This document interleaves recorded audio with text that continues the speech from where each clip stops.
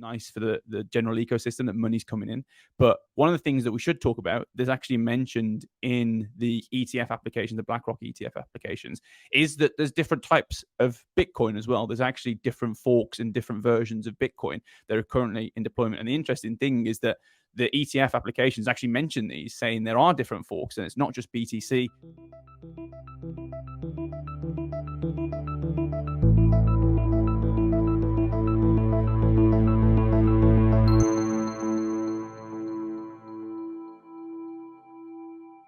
Welcome to another episode of the Untangling Web3 podcast. And today, Alec and I are doing a bit of a quick fire reactions episode to the big news. So the day we're recording this, the spot ETFs for Bitcoin have been officially approved. So we could say the first prediction we had in our predictions episode has come true within a week. So that's nice. But yeah, it's a big day and we just want to give a quick overview of what happened and our thoughts. So yeah, Alec, what do you think? What is your takeaway from the event? I think everyone knew it was happening. I expected, there was a part of me in the back of my mind that was like, okay, maybe the SEC will actually screw everyone over, and last minute, despite all the predictions, every big firm in the world saying this is likely, they would do a rug pull and be like, just kidding, this actually isn't going to happen. What does it mean? We kind of spoke about it a bit more in our 2024 predictions for the year, but I think this is groundbreaking for crypto, Bitcoin, Web3 generally. It's all about institutions, large players who are investing a lot of resources and time and mental capacity to understanding this space, believing that it has value and believing that it has value for their investors, right? And they want to move into this space. I think the weird thing about the Bitcoin ETFs is that it's anti-Web3 in a way. You effectively have them acting as the custodians, and rather than individuals owning the Bitcoins themselves, the BlackRock, for example, will actually own the Bitcoin on your behalf.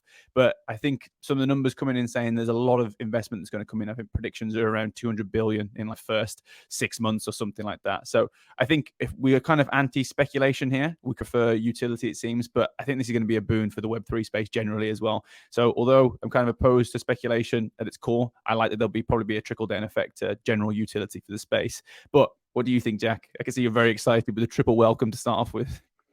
Yeah, I think, as you said, it was a bit of a foregone conclusion. It felt like, right, it wasn't really a prediction on our part that anything would happen.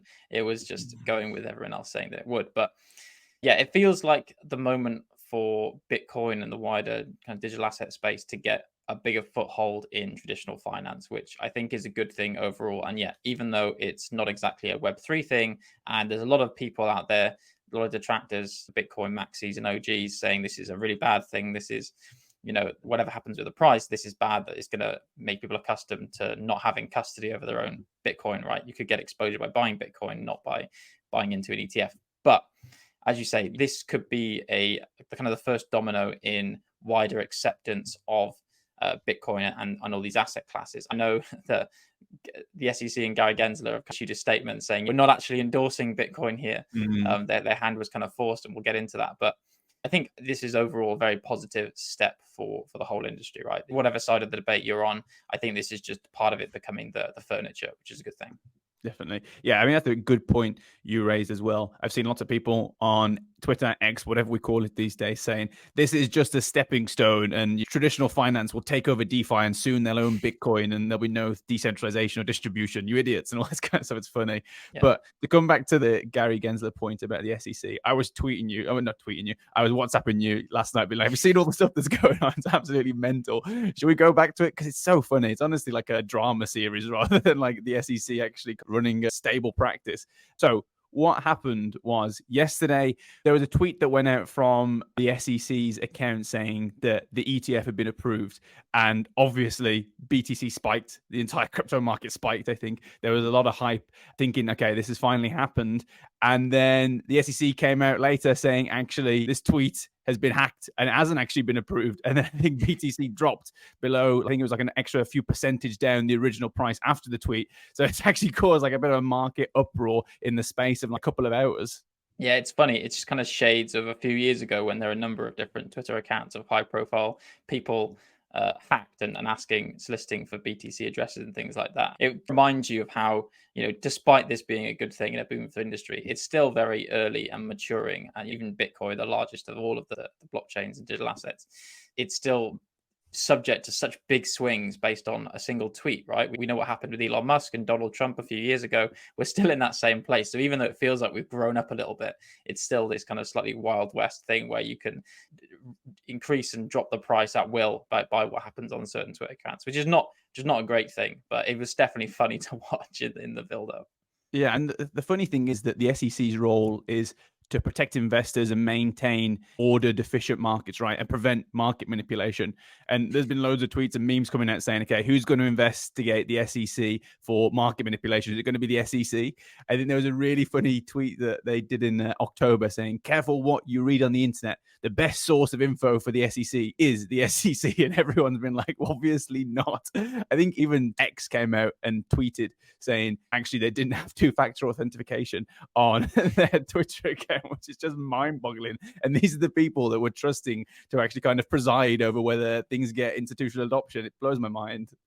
Yeah, clearly they weren't paying their monthly subscription to Twitter Blue, Twitter Premium to make sure they had 2FA or whatever. But yeah, it's just a classic. We can't have a day go by in Web3 and crypto without a bit of drama that is a bit unnecessary. But to kind of boil it all down, right, what's actually happened is, again, a bit of a foregone conclusion. And really, on that point about Gary Gensler saying it's not exactly an endorsement, it does feel like that because it looks like the reasoning for the approval is more about the appeal by Grayscale, right? So Grayscale previously applied to run their own spot ETF for Bitcoin, and that had been rejected, and then they appealed it, and it seems like more the result of the SEC going to court over this appeal and losing, essentially not being able to provide enough justification and reasoning for that initial rejection of Grayscale that has forced their hand into now approving wholesale these spot ETFs. So yeah, it feels like they're doing it with reluctance significantly. Yeah, I saw that of the 5 people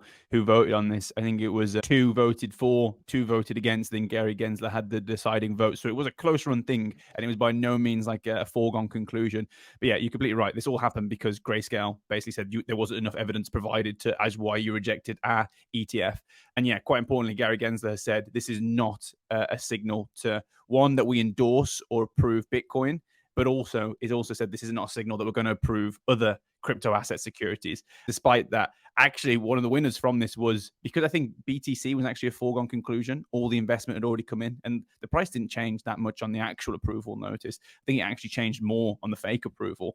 What really went up was Ethereum. I think Ethereum was up 15% on the actual official approval that came out late last night, UK time.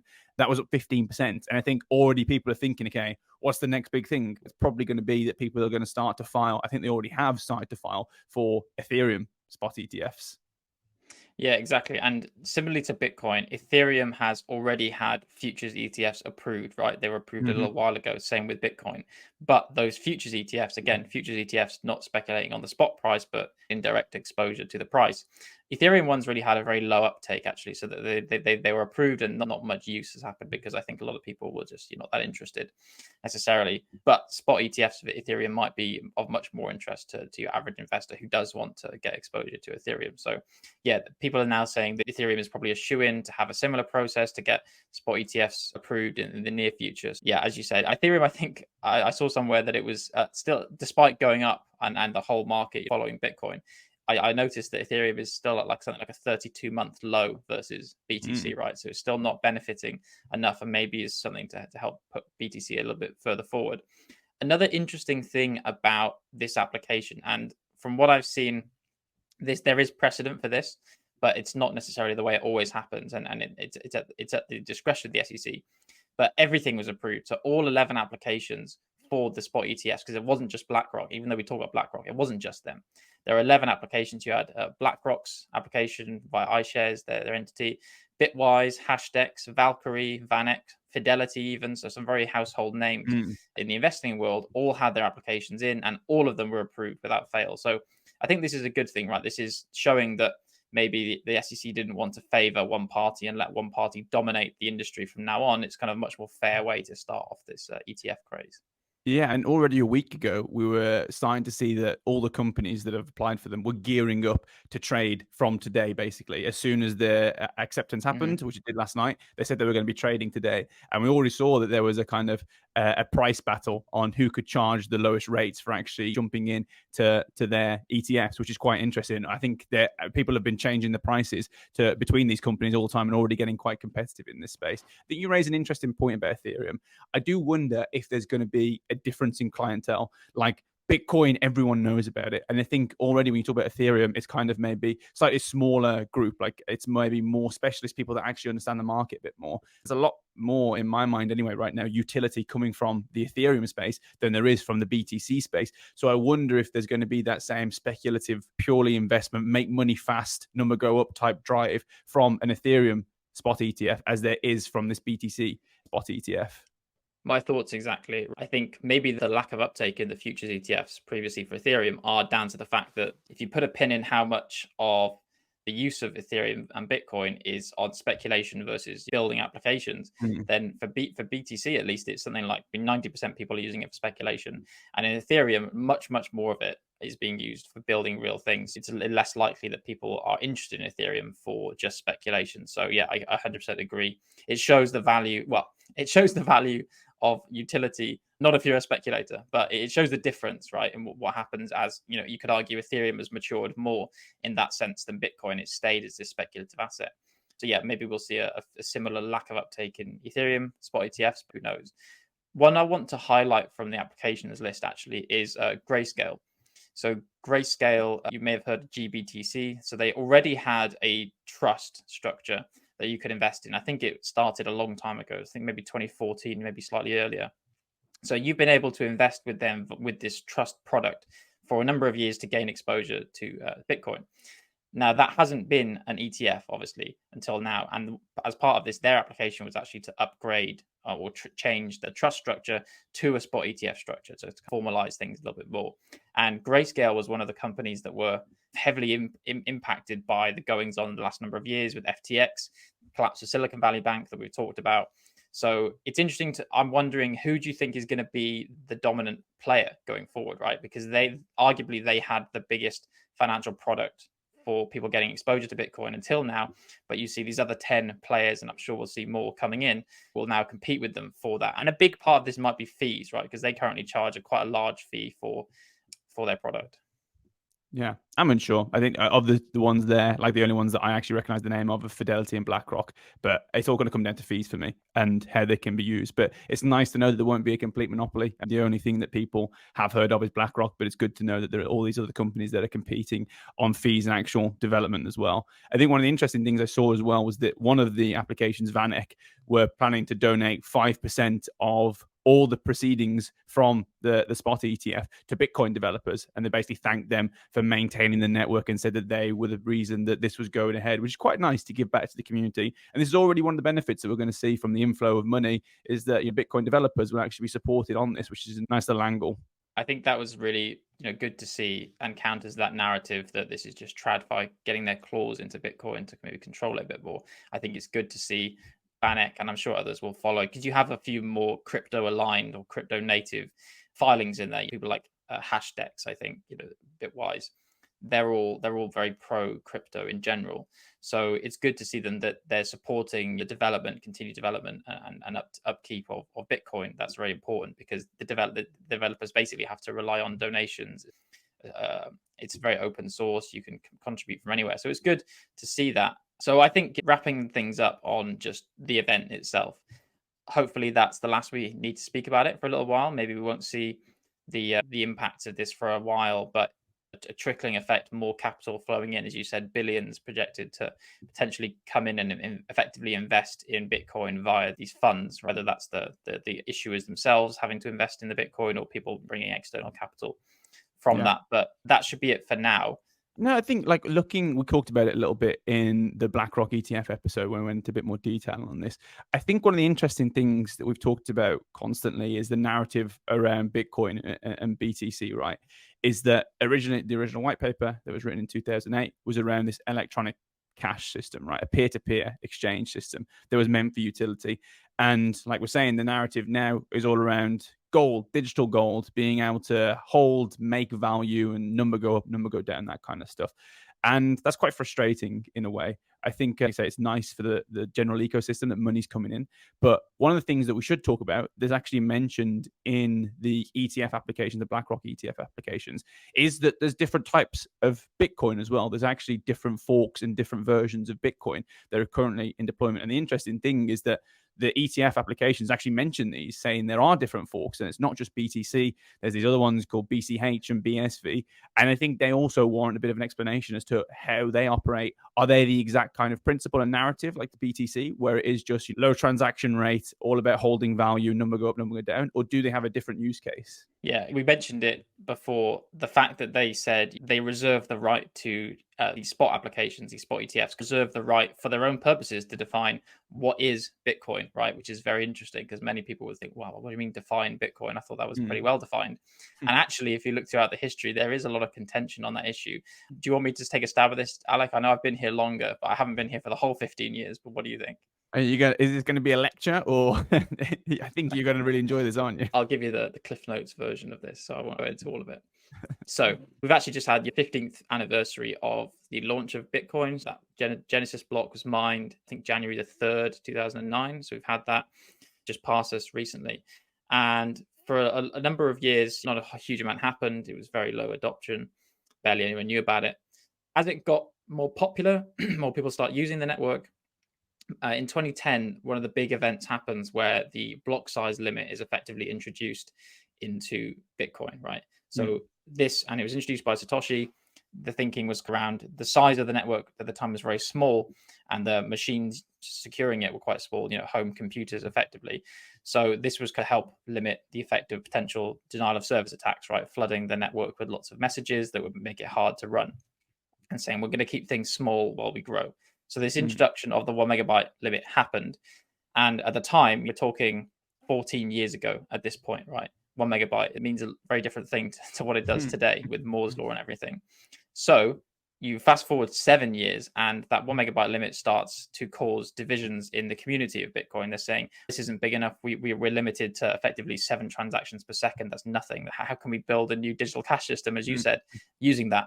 So in 2017, you have the great scaling debate, right? And this is where we have a big fight between different camps. One camp saying we want to keep the 1 megabyte size limit. We need to make sure this is usable by anyone on any kind of small device. And then you have this other camp that says, no, we need to change with the times. We need to scale. We need to allow more on-chain transactions. Who say we need to increase this block size limit. So yeah, this was a big moment for Bitcoin in 2017. Okay, so just to understand that and summarize that, we had traditional Bitcoin at the time was everyone was one camp, and then all of a sudden there was this debate around these blocks effectively they determine how many transactions can be processed per given unit of time. It's typically around 10 minutes, right? And if we want to have bigger blocks so more transactions can actually fit into those blocks, then we can have a network with more transactions going on per second. You're saying that there was around 7 transactions, or was it per second at that time or per minute at that time? Per second. Well, that's nothing, right? If this is meant to be an electronic cash system to compete with things like Visa and MasterCard that are doing hundreds of millions of transactions per second, then it's all, in my mind, it seems that you need to scale, right? You want to actually increase the block to facilitate that. And you're saying the reasoning for actually not increasing the block size was around being able to run it on different types of computers, so not smaller computers, Raspberry Pis, mobile phones, all that kind of stuff. Yeah, it is exactly. It's much more a philosophical reason for wanting to keep 1 megabyte, right? Because 1 megabyte is nothing, okay? And every year, again, with Moore's law and the halving of cost for storage and computing power effectively, means that you should be able to double at least every year your capacity. But the philosophy is to keep it as small as possible so that anyone can be a node, quote unquote, in the network at any time, can run this on a mobile phone, can run it on a small, low-powered device, like an IoT device, maybe even that kind of thing. So it's a philosophical idea, which has not necessarily so much merit in my view. But that was one side of the camp. And the other side of the camp was, this needs to be digital money. We need it to scale on-chain. And another aspect of this is, as you said, the larger the blocks, the more transactions you can have per block. That also impacts the fees, right, that you need to pay to miners. Because if you have a small block that can't fit many transactions in, then you're going to have more competition to get your transaction in the next block in the next 10 minutes. So you'll end up having to pay a higher fee. And it's a big reason why we have such high fees on BTC today. Okay, so increasing the size of the blocks is around having more transactions in, so we get lower fees per transaction. Like we're always talking about how costly it is to actually transact in Bitcoin or an Ethereum right now, and it also enables faster transactions. Okay, that sounds good overall. So what actually happened then? There was this split between the two camps, or Yes, exactly. So very contentious split between the two camps. So in 2017, yeah, I think in the summertime, you then have the first kind of major what we call hard fork or fork in Bitcoin. So you end up with two blockchains with a shared history from this point, which is really fascinating. So everything was the same up to a point, and then after that, there's two streams that come from that. One is what we still call BTC, Bitcoin Core, today, and the other is the other camp, Bitcoin Cash, so BCH, as you mentioned, which is the kind of big block scaling camp. And one thing to mention about what happened in this fork is that as part of implementing this change, there was a big change to the Bitcoin core code, right? So that what you see today, what you think of as Bitcoin, typically, how that works changed quite significantly in this forking procedure because they introduced something called SegWit, and SegWit essentially stands for segregated witness. Now, think of witness as digital signature. So we talk about digital signatures all the time as a really powerful thing in Bitcoin. And effectively, what this change did was to separate the signatures from Bitcoin transactions, and it really changes the way they get validated. It's a huge departure from the original signing model of Bitcoin that we had previously. Anyway, long story short is it happened. We have two competing blockchains. Bitcoin Core carries on as is in the background until present day. We'll come back to that. In the other camp, the big block scaling camp, everyone agreed we want bigger blocks for about a year. And then 1 year later, that camp split as well. And this time, it wasn't so much on scaling. Some people were saying, how fast should we scale? That was a point of contention. But the real issue this time was on how arbitrarily should we change Bitcoin at all. So this Bitcoin Cash camp, that you have two factions now. One faction says, "Oh, we need to add this and that. We could add this little extra bell and whistle over here. We could do this special type of smart contract.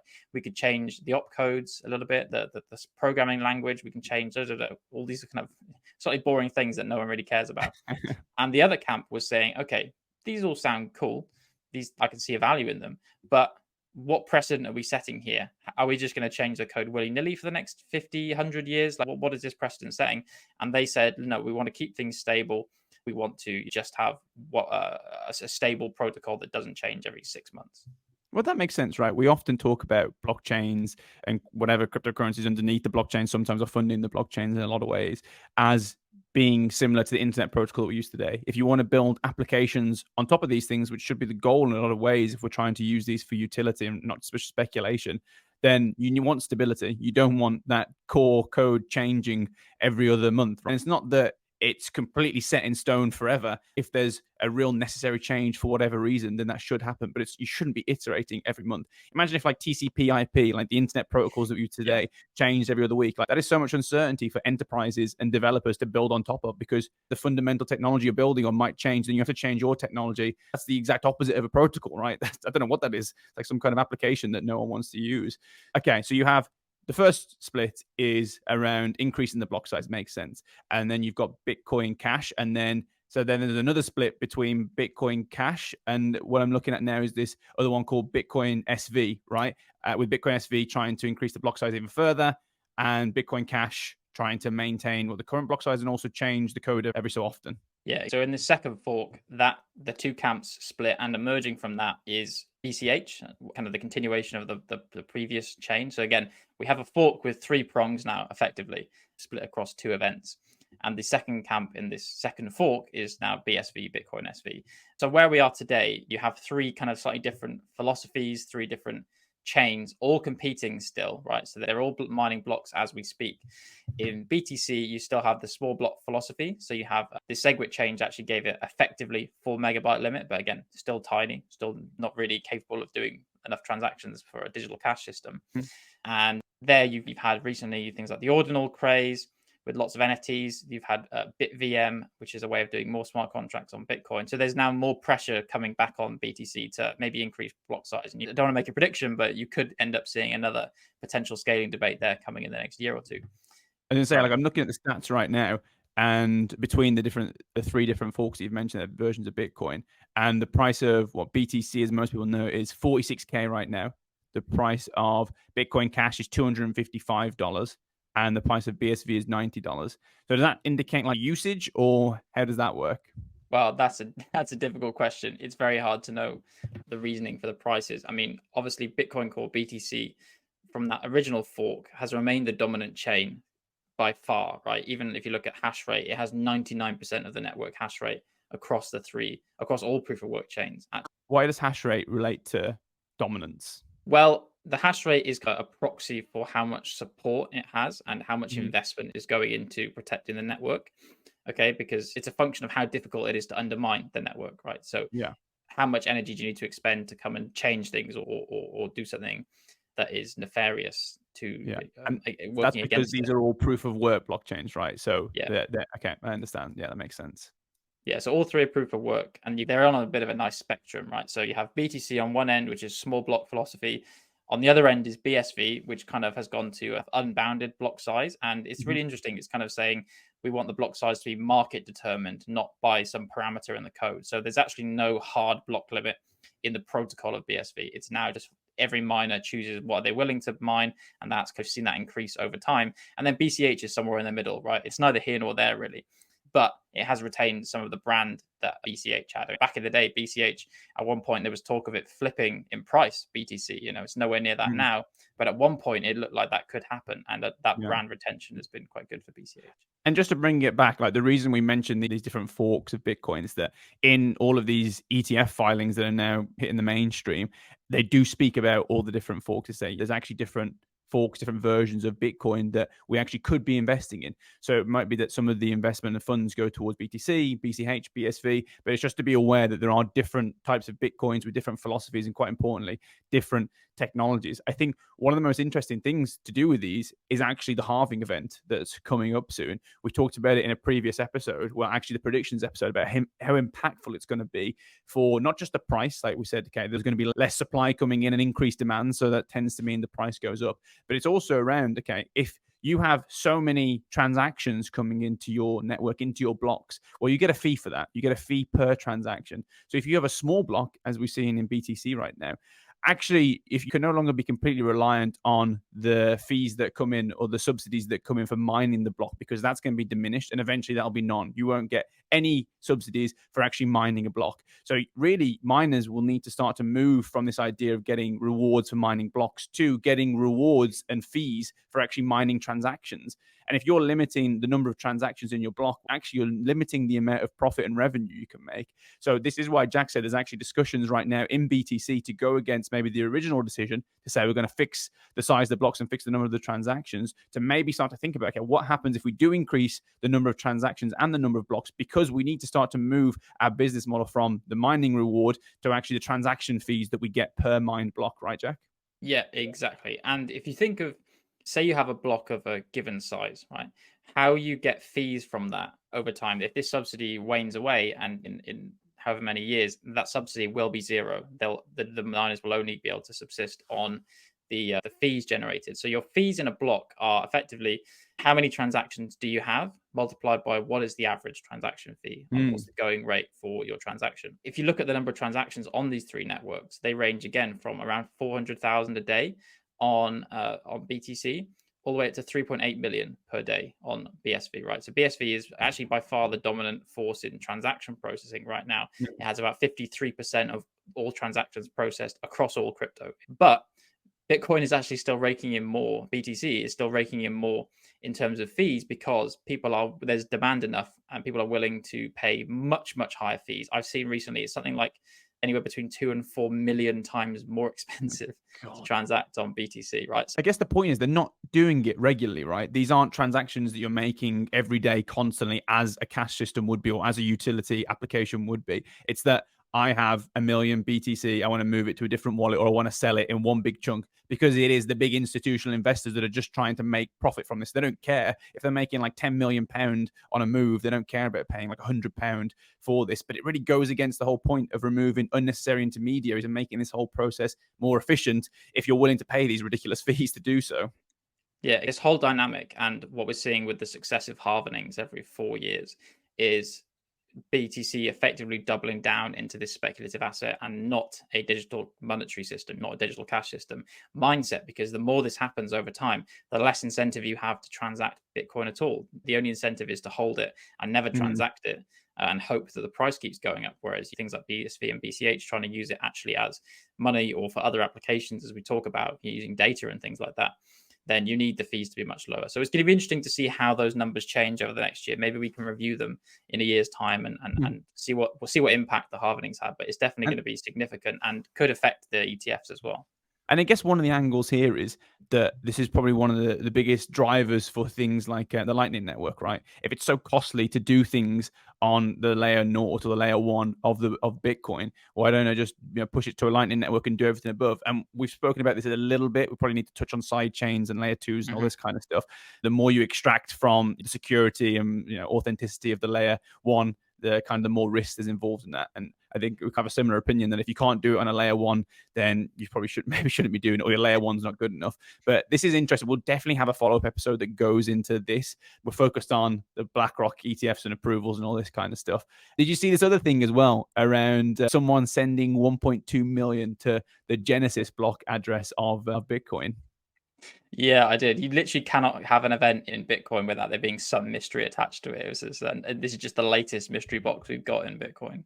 Yeah, so basically there's this address that's associated with the Genesis block, right? Is it the mining reward that went to this address that hasn't been spent? It's just laying there. So you know the exact address, and the funds associated with it haven't moved since I think it was mined ever. So they've never been moved. So they're untouched. And I think it was like a week ago or something like this, someone detected that 1.2 million in Bitcoin had been sent from some Coinbase address to this original untouched address. And there's a lot of speculation as to where it came from. It was a Coinbase address. They do AML on all their accounts, especially for this kind of level of transaction. So they do know who it came from. I saw some people saying it was from BlackRock, saying that this was to do with the fact that it's going to be approved and a thanks or something like that to Satoshi, whatever. I saw some people saying that it was related to this copper trial. And we haven't talked about the copper trial much, but Jack, do you know about this? Because this is also something that's been spoken about in the ETF application by BlackRock. Yeah, I'm familiar with this because, again, it's relevant to the identity of Satoshi Nakamoto, right? One of these hot topics, and everyone typically says, the mysterious moniker Satoshi, who is it? But it's actually the subject of a court case that's coming up. And this is also something, while we're talking about it now, it has been cited in some of these SEC applications for an ETF. But yeah, what are your thoughts on it? Yeah, so my understanding is effectively there's a court case in the High Court of the UK right now, and it's between this organization Copper, which are like this open source organization of all the powerful crypto players like Coinbase, Kraken in there. Who else in there? Basically, lots of big exchanges, lots of big players with interest in crypto, versus this individual Craig Wright or Dr. Craig Wright around the identity of Satoshi Nakamoto. So the court cases around, he alleges he is Satoshi Nakamoto, they're alleging he isn't. And I think the court cases around, okay, is that true or is it not, right?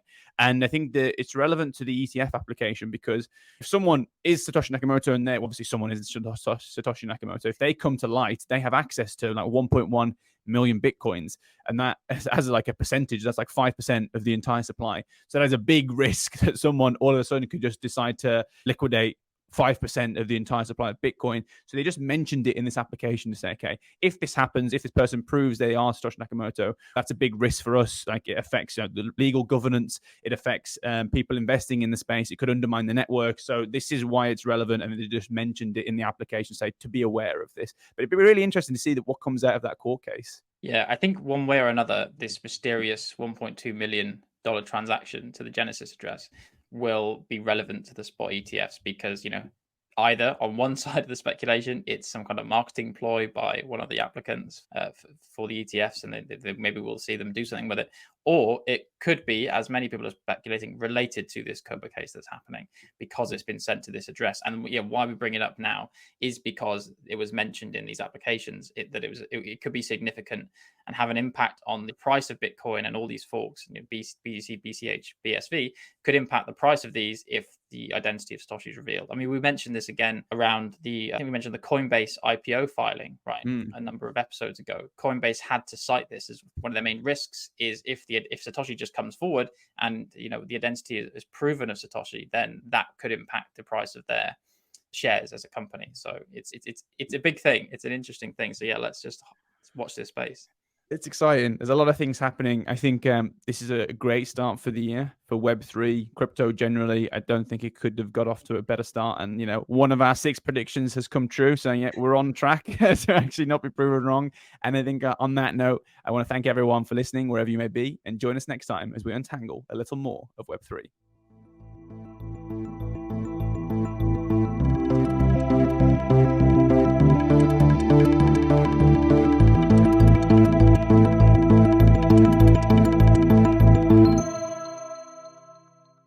Thanks for tuning in to another episode of Untangling Web3, produced by Emma Camilleri. Don't forget to send us your thoughts, questions, and comments on social media, and be sure to follow us on your favourite podcast provider to catch the next episode. See you next time to untangle a little bit more of Web3.